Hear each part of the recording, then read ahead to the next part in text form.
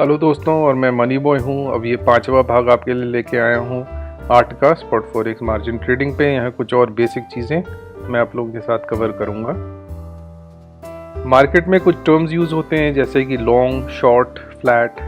तो going long का मतलब ये होता है कि जब भी हम किसी चीज़ को खरीद रहे होते हैं तो हम ये कहते हैं कि हम उस करेंसी को या उस कमोडिटी को लॉन्ग हैं। जैसे कि सपोज़ मैंने यूरो के 10 कॉन्ट्रैक्ट्स खरीदे या मैंने क्रूड के 10 कॉन्ट्रैक्ट्स खरीदे, तो मैं ये कहूँगा कि आई एम लॉन्ग डॉलर या आई एम लॉन्ग क्रूड या आई एम लॉन्ग यूरो। तो जो भी चीज़ हम खरीद रहे होते हैं, हम बाय करते हैं, उसको लॉन्ग भी कहते हैं। तो कई बार आप इसको जब रिपोर्ट्स वगैरह पढ़ेंगे ब्लूमबर्ग पे, रॉयटर्स पे, तो आप ये शब्द पढ़ेंगे लॉन्ग होना या शॉर्ट होना, तो आपको पता होना चाहिए लॉन्ग का मतलब बाय और शॉर्ट का मतलब सेल। सेम वे अगर आप ये कहते हैं आई एम शॉर्ट डॉलर, इसका मतलब आप डॉलर को सेल कर रहे हैं। स्क्वायर या फ्लैट का मतलब ये है कि आपकी कोई पोजीशन मार्केट में खुली नहीं है। तो अगर आप ये कहते हैं कि आई एम फ्लैट, इसका मतलब आपकी कोई भी ओपन पोजीशंस मार्केट में नहीं है। दो और ये टर्म्स हैं बुल और बेयर, जो कि अक्सर मार्केट में यूज़ होते हैं कि मैं बुलिश हूँ या मैं बेरिश हूँ। तो बुलिश और बेरिश किसी भी कमोडिटी या इकोनॉमी के रिलेवेंस में हम लोग यूज़ करते हैं। अगर मैं कहता हूँ कि मैं इंडियन इकोनॉमी पे बुलिश हूँ, तो मेरा ये मानना है कि इंडियन इकोनॉमी बहुत तेज़ी से आगे बढ़ने वाली है। अगर मैं कहता हूँ कि इंडियन इकोनॉमी पे मैं बेरिश हूँ, तो मैं मानता हूँ कि इंडियन इकोनॉमी स्लो होने वाली है और धीरे धीरे रिसेशन की तरफ जा रही है। सेम वे अगर मैं कहता हूँ कि I am bullish on USD, तो इसका मतलब है कि मैं यूएसडी को एक्सपेक्ट करता हूँ कि वो स्ट्रॉन्ग होगी या सीधी भाषा में ऊपर जाएगी। अगर मैं बेरिश हूँ तो मैं मानता हूँ कि यूएस डॉलर जो है वो वीक होगा या गिरेगा। फिर ये कुछ और टर्म्स हैं जो कि आप अपनी ट्रेडिंग में यूज़ करेंगे, खासकर फॉरेक्स मार्केट्स में। हालांकि एमसीएक्स पे कमोडिटी मार्केट्स में भी इनमें से कई सारे टर्म्स यूज़ होते हैं। जैसे मार्जिन, जब आप कुछ भी किसी मार्केट में ख़रीदने जाते हैं तो आपको उसका 100% मनी देना पड़ता है, तभी आपको वो चीज़ मिलती है। आप अगर कपड़े ख़रीदने जाते हैं या इवन नॉर्मल आप ग्रोसरीज ख़रीदने जाते हैं, तो आप जो है 100% पैसा पे करते हैं। कोई चीज़ 100 रुपये की है तो आप 100 रुपये पे करेंगे, कोई चीज़ 2000 रुपये की है तो आप 2000 रुपये पे करेंगे। लेकिन जब आपको एक सर्टेन अमाउंट में ट्रेड करने दिया जाता है, जैसे कि करेंसी मार्केट्स में एक स्टैंडर्ड कॉन्ट्रैक्ट $1,00,000 का होता है। अब आपको $1,00,000 के कॉन्ट्रैक्ट में ट्रेड करने दिया जा रहा है और उसके लिए आपको सिर्फ 1% उसका या $1,000 सिर्फ रखना पड़ रहा है। तो मार्जिन क्या हुआ? $1,000 या 1%, तो उसको मार्जिन कहते हैं। तो 1% मार्जिन रख के करेंसी मार्केट्स में आप ट्रेड कर सकते हैं। कमोडिटी मार्केट्स में जैसे एमसीएक्स पे आज के दिन में क्रूड का मार्जिन 5% चल रहा है, जो कि चेंज होता रहता है क्रूड की वैल्यू के साथ या वॉलेटिलिटी के साथ। कुछ समय पहले क्रूड के मार्जिन को बढ़ा के 10%, 12% कर दिया गया था। तो इसका ये मतलब है कि अगर क्रूड का स्टैंडर्ड कॉन्ट्रैक्ट 30 लाख का है तो उसका 10% यानी कि 3 लाख रुपया आपको डिपॉजिट देना पड़ेगा, तब आप जाके ट्रेड कर सकते हैं। तो उसका 10% हुआ, 30 लाख का 10% 3 लाख हुआ।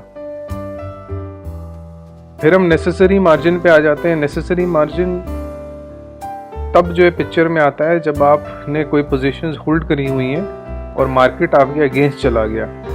तो करेंसी मार्केट्स में 70% जो है मार्जिन हमें मेंटेन करना पड़ता है। 70% का मतलब वो जैसे कि आपने 10 यूरो की पोजीशंस खरीदी हुई हैं, इसका मतलब स्टैंडर्ड पोजीशंस अगर आपने खरीदी हैं तो आपको $10,000 की ज़रूरत है।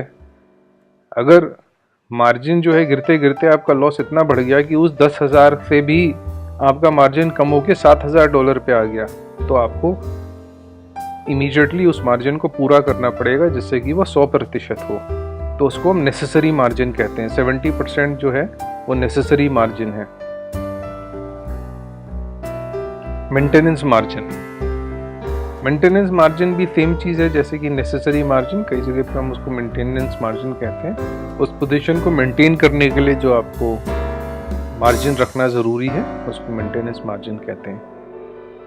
कॉल मार्जिन, जैसे मैंने आपको बताया कि अगर आपकी पोजीशन 70% पे आ गई, कुछ प्लेटफॉर्म्स पे वो 50% होता है, कुछ प्लेटफॉर्म्स पे वो 80% होता है, तो उसके हिसाब से आपको एक कॉल मार्जिन आएगा। तो आपको फ़ोन भी आ जाएगा, आपको ईमेल आ जाएगी और आपको प्लेटफॉर्म पे भी दिखेगा कि आपका मार्जिन एक ऐसे लेवल पे गिर गया है जहाँ से अब आपको उसको पूरा करना है। कई प्लेटफॉर्म्स पे वो 50% पे आता है। इसके बाद हमारा जो नेक्स्ट स्टेज आता है वो ऑटो कट का आता है। अब सपोज आपने 50% पे भी कुछ नहीं किया और मार्केट 30-40% पे आ गई, 30% पे आ गई, तो अलग अलग कंपनी के अपने रूल्स होते हैं। अगर एक्सचेंज ट्रेडेड प्रोडक्ट है तो एक्सचेंज के इसमें रूल्स होते हैं। तो नॉर्मली 20% पे 15% पे आपकी सारी पोजीशन सिस्टम ऑटोमेटिकली कट कर देगा, तो उसको ऑटो कट कहते हैं। उसके बाद वहाँ पे आपका लॉस जो है वो रोक दिया जाएगा। दोस्तों ये समझना ज़रूरी है कि ऑटो कट होना या एक स्टॉप लॉस लगाना ये गारंटी नहीं है कि मार्केट में आपका लॉस नहीं होगा। ऐसा भी हो सकता है कि मार्केट इतनी तेज़ी से मूव करे, जैसे कि इस साल 2015 में जनवरी 15 को स्विस नेशनल बैंक ने स्विस फ्रैंक का जो पेग था यूरो के साथ उसको अनपेग कर दिया। अनपेग करते ही मार्केट 3000 पॉइंट गिर गई। तो मार्केट इतनी तेज़ी से गिरी कि बहुत लोगों का स्टॉप लॉस ही एग्जीक्यूट नहीं हो पाया। तो ऐसी भी सिचुएशन आ सकती है। तो ऐसी चीज़ें कभी 5 साल 10 साल में एक बार होती हैं, लेकिन ऐसा भी मार्केट में होता है। जब आप किसी भी मार्जिन बेस्ड प्रोडक्ट को ट्रेड करें तो एग्रीमेंट ज़रूर पढ़ लीजिएगा ध्यान से। उसमें क्लियरली लिखा होता है कि स्टॉप लॉस लगाना इस बात की गारंटी नहीं है कि आपका जो प्रोडक्ट है वो सिक्योर है। आपका जो स्टॉप लॉस है वो सिक्योर है और लॉस इतना ही होगा।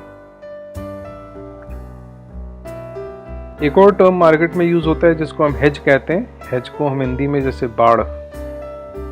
बाड़ लगाना, जैसे हम एक फेंसिंग लगा देते हैं, तो उस चीज़ को हम लोग इंग्लिश में हेज कहते हैं। बेसिकली हेज का मतलब हुआ अपने लॉस को प्रिवेंट करना या अपने प्रॉफिट को प्रोटेक्ट करना। तो अगर आपने बाय पोजीशंस खोली हुई हैं और मार्केट के आपके अगेंस्ट गिरने लगी, तो आपने जो है 5 अगर बाय खोली हुई हैं, आपने 5 सेल कर दिया, तो उससे जो भी आपका लॉस है वो लॉस इंक्रीज़ नहीं होगा। क्योंकि जब आपकी बाय पोजीशन पे लॉस बढ़ रहा है तो आपकी सेलिंग पोजीशंस पे प्रॉफिट बढ़ रहा है। और उल्टा भी वही, अगर मार्केट पलट गई तो आपके सेल पे लॉस हो रहा है लेकिन आपके बाय पे प्रॉफिट हो रहा है। इक्विटी हम लोग फॉरेक्स मार्केट्स में उस चीज़ को कहते हैं जो कि अगर आप उसी वक्त अपने सारे पोजीशंस को लिक्विडेट कर दें तो आपके पास क्या पैसा बचेगा, कमीशन, स्प्रेड थी वो हर चीज़ कटने के बाद। तो ये एक बहुत इंपॉर्टेंट चीज़ है। मेंटेनेंस मार्जिन, न्यू मार्जिन, ये चीज़ें देखने वाली नहीं होती हैं। इक्विटी आपको ये दिखाती है कि आपके पास एग्जैक्टली पैसा आपके अकाउंट में कितना है, जिससे कि आप विड्रॉ करेंगे तो यही पैसा आपके अकाउंट में वापस आएगा, आपके personal account. Mark to market, जितने भी आजकल नए प्लेटफॉर्म्स हैं सारे प्लेटफॉर्म्स में मार्क टू मार्केट बेसिस पे चलता है। मार्क टू मार्केट का मतलब ये है कि जैसे जैसे मार्केट मूव्स कर रही है तो आपको कितना प्रॉफिट हो रहा है या कितना लॉस हो रहा है और आपकी कितनी इक्विटी बची है, ये सारी चीज़ें आपको पता चलती रहेंगी। और आखिर में प्लेटफॉर्म, अलग अलग तरह के प्लेटफॉर्म्स हैं मार्केट में। आज के दिन में रिटेल इन्वेस्टर के लिए सबसे जो पॉपुलर प्लेटफॉर्म है वो है MT4। तो दोस्तों इतना इस प्रेजेंटेशन में, बस इतना ही। यहाँ पे हम इस प्रेजेंटेशन को ख़त्म करते हैं। हमें पसंद करें, लाइक करें, प्लीज़ अपने कमेंट्स हमें दें और फिर लौट के आएँ। धन्यवाद।